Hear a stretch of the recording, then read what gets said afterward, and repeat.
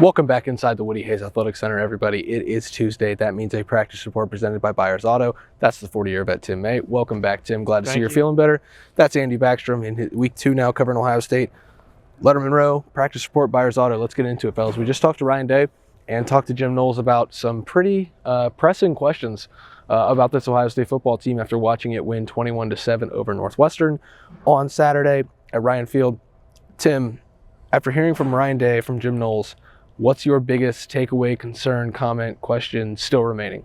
That the running game can be better, that when you decide to run the ball, you should be able to go out and get 3rd and 1 against anybody. That's Ryan Day's concern. That was his concern a year ago, if you remember correctly also. But the bottom line is, did they answer that? And sometimes they did on Saturday, sometimes they didn't. When everybody in the house knew you were running the football, they did get some movement. They did make some plays, but sometimes they didn't. So the consistency is more the situation there. And like I have asked, my second question to him was just asking about the running game, but more of, it's an attitude thing. And by attitude, I meant it's like getting your team together and, hey, guys, we're going to shove this ball down that team's throat. We're not going to be this mix and match and run a pass play here and run a run there. We're going to line up in 2 tights with a wing and in the I formation and run the ball down that team's throat. And I don't think this team has ever stepped to that point yet, which is, I thought Saturday would have been a great moment to do that. But like he said, when I asked him about the debate going on in his own head, it's like 2 guys arguing. Man, we practice all this stuff. It should work. Yeah, there's going to be bad weather, but how can you go away from this? Well, clearly that was a major argument in his head because they threw the ball 26 times in that weather. I think Ryan Day learned a lesson on Saturday as much as anybody else. Yeah, the running game right now is not what it should be with all the talent assembled here in this building on offense. Andy, when you look at this, you hear Ryan Day's answers, what do you see as the next step for this running game? What do you think Ryan Day, what did you hear from Ryan Day that makes you think that the running game is going to be fixed? Well, he was asked a question about the offensive line, if there would be changes up front, and he said that they feel confident in the 5 they have up there. And he was asked another question about Matt Jones, who a lot of people have talked about this year is maybe not performing the way you would expect him to or want him to do, especially because he's been here as long as he has. And it seems like he's been dealing with a foot injury. But as Ryan Day mentioned, a lot of people are banged up at this point, and there needs to be better push up front. And he talked about how, as a collective unit, they need to do better, that not just the offensive line, but with the running backs too. It kind of goes hand in hand on those situations. It's not always just the O-line. Sometimes it's the running back not making the right cut at the right time or not going up the middle when there's a hole up the middle. So I think the offensive line needs to play better, but everyone's been saying that and knowing that for a while. And without making changes, at what point, do you ask, is that feasible to improve at this point of the season? Is it going to improve, or do you just need to play to your strengths more? And as Tim was talking about, maybe just throw the ball more. Yeah, I think Ohio State called 28 passing plays because I believe C.J. Stroud had 2 scrambles. I don't think he was sacked. Maybe he was once. So it's either 28 or 29 passing plays were called. And so that tells you that they did achieve balance that they usually look for, but this was not a game for balance. No, that wasn't. No, wait a minute. See, that wasn't balance. That's my point I'm getting to on a day like that. That's what I'm saying. You talk about from a play call. Yeah, you're exact. No, I'm not knocking you. I'm just talking about to come out of that game and say, well, we had a balanced attack. No, that was about as imbalanced as it gets for Ohio State with only 10 completions out of that. No touchdown passes. All 3 touchdowns were scored running the ball in some form or fashion, which I think is a kudo for the running game. But back to what you said, that was a game when the balance should have gone out the window from a play calling standpoint is my point. Yep, absolutely it should have. And to continue to go to that passing game when you knew that you were going to need to run the ball. And, okay, so I will say this. I'm not, again, this is not carrying water. I'm just trying to rationalize everything. The Ohio State views the short passes to Emeka Egbuka to the outside, the screen game, as an extension of the running game. Ryan Day has done it since he got here.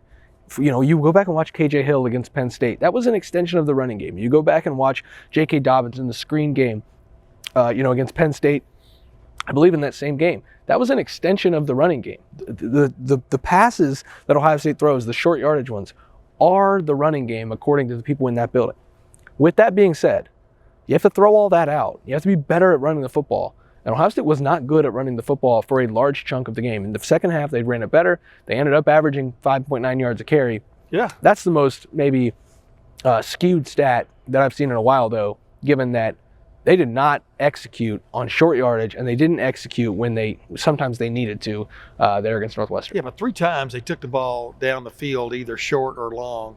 3 times they took the ball down the field and scored a touchdown running the ball. Yep. That's still a pretty good day running the ball. They still got over 200 yards rushing, I do believe, in that game. That's still a pretty decent day running the ball.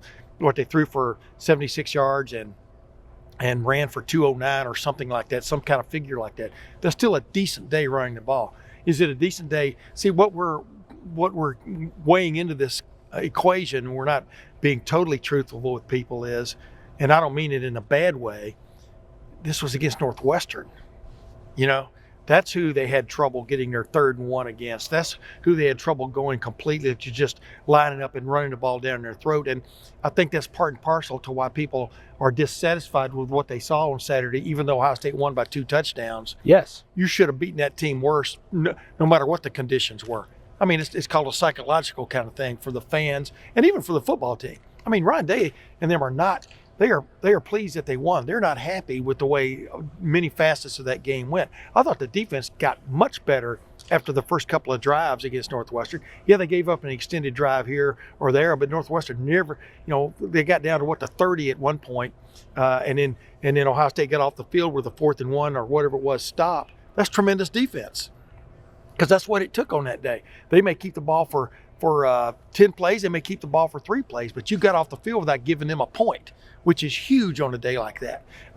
So I'm just going back to all of this is kind of like we're judging it as much on who they played as the weather, And my problem with what they did on Saturday was they didn't just go just willy-nilly to the run game and just say, we're going to run it down your throat, stop it. If you stop it in 3 plays, good for you. If we score a touchdown, good for us.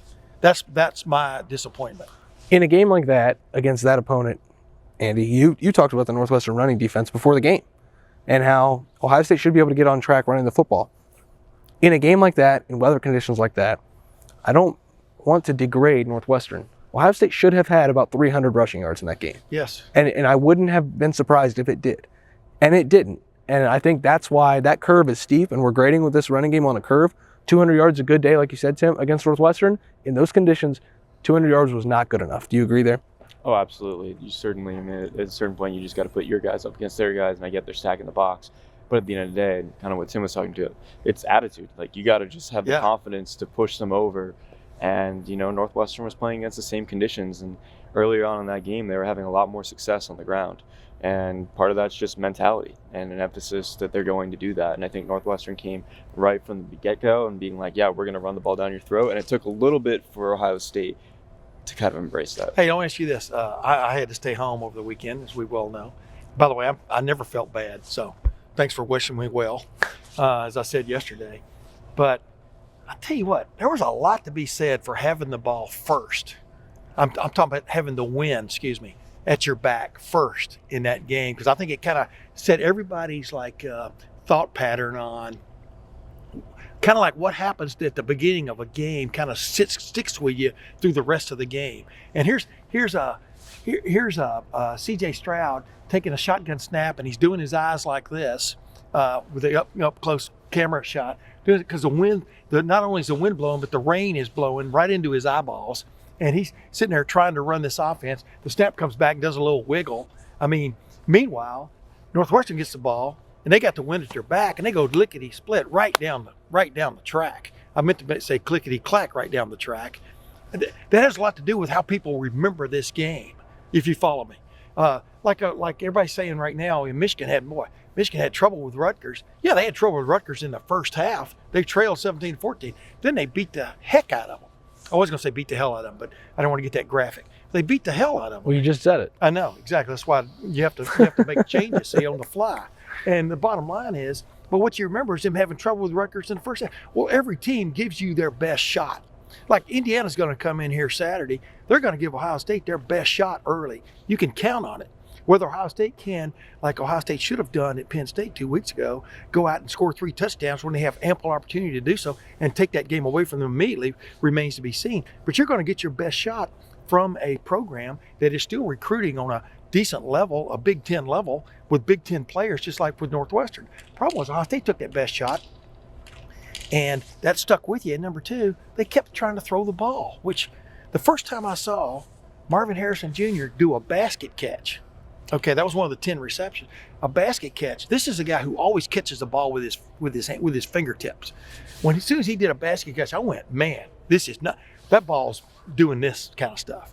And that's when they immediately should have pivoted to a power run game, run it down their throat. Now I want to ask you this, Andy, and both of you guys, don't you think that the debate also going on in Ryan's head is, wait a minute, we've got Mayan Williams, and then we got a freshman, and then we got a guy who transferred here from a running back to become a linebacker who's now back at running back. Travion Henderson sitting back in Columbus watching the game, like I was.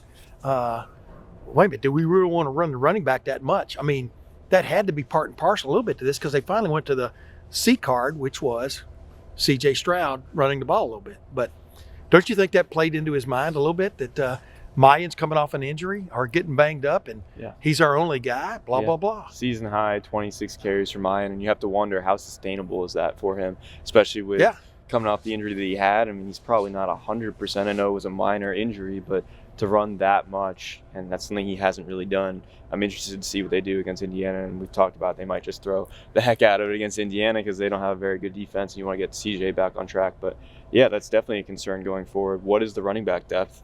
What do you have in the availability of Travion Henderson? And when do you start trusting Dallin Hayden more in those situations? Yeah. It's apparent to me that the trust is still being built between Ohio State's coaching staff and Dallin Hayden because Mayan Williams received 26 carries. I know that that's a bruising game, and it's a game that you needed physicality, and that's what Mayan Williams brings more than Dallin Hayden. But I did expect Dallin to get a few more carries. I expected him to play a lot, to be honest with you. That he didn't tells me that the trust between Dallin Hayden and the coaches are still being built. And that's not something that's easy to do. It's easy to, okay, we're going to trust you for this game, even though there's 40-mile-an-hour winds and it's raining, and Northwestern knows that, so it's ripping at the ball. I'm not going to fault Ohio State for not putting Dallin Hayden on the field on Saturday because I don't think that game called for a guy who you're still trying to figure out, what the situation is. Yeah, and you're exactly right. But then number 3, coach thought. I don't care how diverse, how modern you are. It's still, that's a situation where you've gotten yourself into a pickle. And the last thing you're going to do is go away from anything you totally trust. I mean, I'm talking about from a player standpoint. We're talking about the offensive line, and Matt Jones has had his struggles occasionally this year. Everybody can see it when it happens. So that's not a big bulletin, but he's still, as Ryan Day said, he's still considered one of the top 5 offensive linemen. That's why he keeps playing, even though he has a little bit of a problem. But I understand why they didn't, because it wasn't just a series that was on the line. The season was on the line Saturday, and as a coach, he knew that.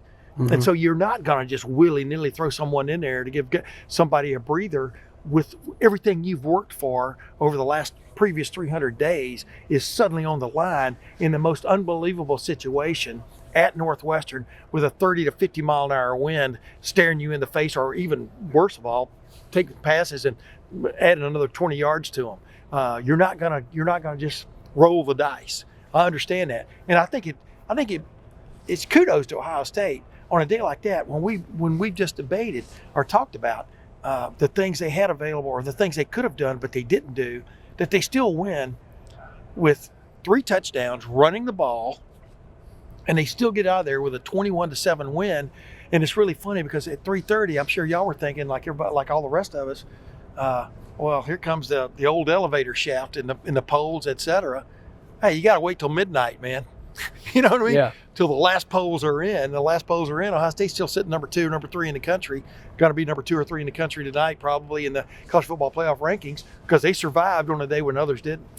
Yeah, there are a lot of banners surrounding us, fellas. We've got national title banners in here. There's some Big Ten championship banners in here. Ohio State hangs another one of those. This 21-7 win at Northwestern doesn't mean a damn thing. Right. But if the issues continue to pop up, the banners won't get hung because they won't get there. Yeah, we don't know if that's going to happen, though. And so right now, it's a huge deal. If the offense corrects itself against Indiana and Maryland, then goes out and does its thing against Michigan, okay, that's fine. Hey, but right now, I wanted to ask you this, though. Give me, because, we're sitting here, everybody, of course, after that game, they have no shot against Michigan now. You understand what I'm saying? The physical, blah, blah, blah. I don't believe you can take one game and necessarily transfer it to the other. And yet, how else do you judge it, right? I mean, how else do you judge whether they've I'll gotten let you tougher, answer that. whether they've got more physical in the running game, whether they can stop the run, except for what you see with your own eyes on a Saturday. Go ahead, Andy. I mean, it was talked about today, like how do you coach toughness? And it's something that it's kind of just built in. They recruit that way. They bring in guys that have that mentality. And you cannot overlook Northwestern as much as you want. But, I mean, as we talked about, it's an attitude thing. You go into the game, you feel it. I think when Michigan comes here, it's not going to be the same mindset as you have in Evanston, no matter how much you prepare for Northwestern, no matter how much you tell yourself that they're a quality opponent. I think some things you can't really just articulate or explain away of how you were tough. But when it comes to Michigan coming here, I just expect them to play with a different kind of edge. And I think that's just football. I mean, that's just part I agree. of it. That's why I asked him about that. I mean, running the football is attitude as much. And by attitude, I don't mean running back, I'm going to run over this guy. It's the attitude of the team, meaning we're going to line up. We're going to put 8 guys on the line of scrimmage, 2 tight ends in a wing in the I formation, for example, and we're going to run it down your throat. Stop this. That's attitude as much as it is the right guard having an attitude or the left tackle or the running back. And that's where I think the debate is right now on whether this offense as a whole has that attitude that you can't stop us. That you can still get stopped in that. Obviously, Michigan got stopped in the playoffs last year, pretty soundly. But you still got to have that. And I want to see a glimpse of that the next couple of weeks before the Michigan game, where I say, yeah, this team has got this. You can't stop us. We're going to run the ball down your throat attitude. And I don't know if the Indiana and Maryland are going to give me that barometer or not. A lot to be questioned, a lot to be answered on this Ohio State offense right now. I think we're going to save defensive talk for tomorrow's practice report presented by Byers Auto, because the offense, just a lot to talk about, fellas. Offensive line, you touched on it. Running backs, Maya Williams, there's some times where he's got to be better. Blocking and attitude, it's got to be better. So, lot of ground to cover there. We'll have full coverage of it at Lettermen Row. I want to ask you one quick question for it, because I didn't get to be there and I wish I was. When you watched your tripod blow over. Yep.